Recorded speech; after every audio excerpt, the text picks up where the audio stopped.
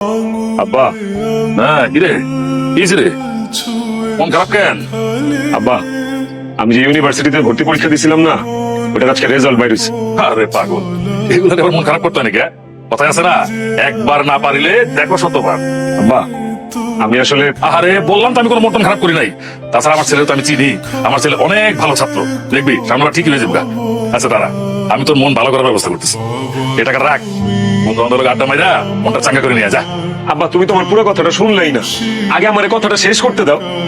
আব্বা, আমি তো ইউনিভার্সিটি ভর্তি পরীক্ষার চান্স পাইছি। কি? খালি চান্স না আব্বা, মেধা তালিকায় 1 নম্বর হয়েছে তোমার পোলা। আসলে আব্বা,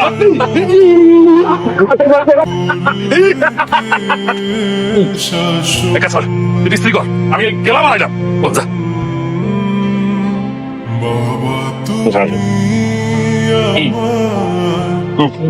কিরে বাবা, বই খাতা গোছানো হয়েছে তো? আর এই যে তোর জন্য একটা নতুন শার্ট আনছি, এটা পরে ভার্সিটি যাবি। এই যে আসুন, এই টাকা রাখ রাখ, পকেট মানি পকেট মানি। বাবা, মন দিয়ে লেখাপড়া করিস, তোর নিয়ে না আমার অনেক স্বপ্ন।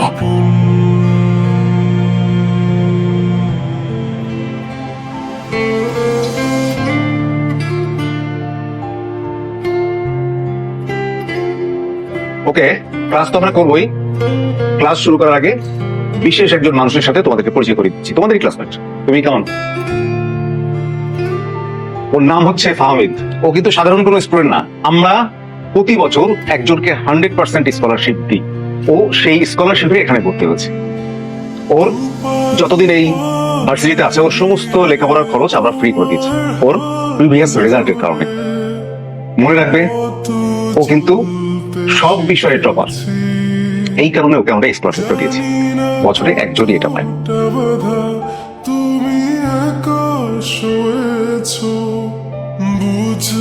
বাবা, একজন মেহমান আসছে।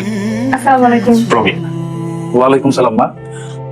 হ্যাঁ, ওর চিনি তো, আমি কমিশনার সাহেবের মেয়ে।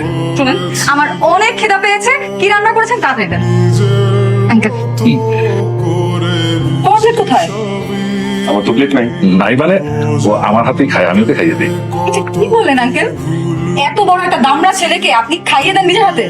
কি করবো, ছোটবেলার অভ্যাসটা এখন রয়ে গেছে। বিয়ে হলে তারপরে কি করবে? বিয়ে হইলেও এই ছেলেটাকে খাইয়ে দিতে হবে, কিন্তু পার্থক্য হচ্ছে তখন বাবা না, বউ বউ খাইয়ে দিবে।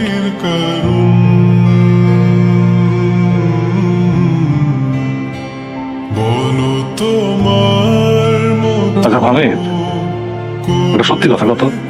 তুই কি তুমি ভালোবাসিস? না বা, কি কয় এগুলা?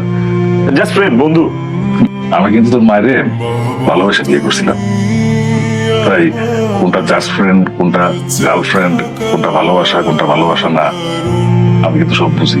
না না আব্বা, ওরকম কিছু না। তো তুমি এসব নিয়ে চিন্তা করো না তো আব্বা, আমি শুধু পড়াশোনার মধ্যে আছি। প্রেম ভালোবাসার মধ্যে আমি নাই।